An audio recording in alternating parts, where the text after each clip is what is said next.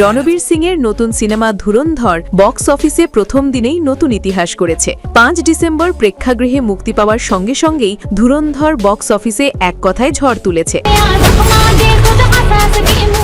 নানা বিতর্ক, আইনি জটিলতা আর প্রচারের ঘাটতি কিছুই থামাতে পারেনি রণবীর সিংকে। মুক্তির দিনেই ছবিটি আয় করেছে ২৭ কোটি টাকা, আর এভাবেই ব্যবসার নিরিখে পিছনে ফেলে দিয়েছে সাইয়ারাকে, যেটি প্রথম দিনে আয় করেছিল ২১.৫০ কোটি। এখানেই শেষ নয়, রণবীর সিং নিজেরই দুই বিশাল হিট পদ্মবত আর সিম্ভা এই দুটির রেকর্ড ভেঙে দিয়েছেন ধুরন্ধরের ঝড় তোলা ওপেনিং দিয়ে।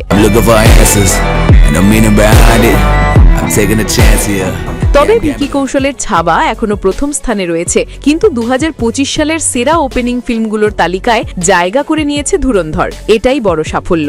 ট্রেলার রিলিজের পর থেকেই ছবিটি নিয়ে উচ্ছ্বাস ছিল তুঙ্গে, তবে আগাম বুকিং ততটা শক্তিশালী ছিল না, তাই অনেকেই সন্দেহ করেছিলেন ছবিটি কতটা সফল হবে। কিন্তু রণবীর সিং সেই ধারণাকে ভুল প্রমাণ করে দিয়েছেন।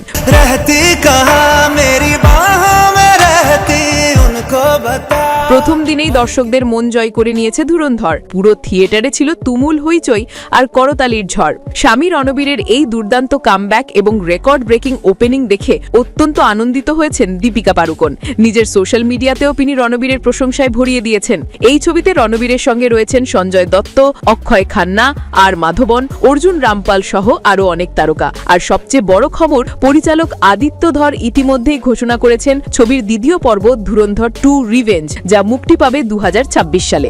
Ladies and gentlemen, you are not ready for this.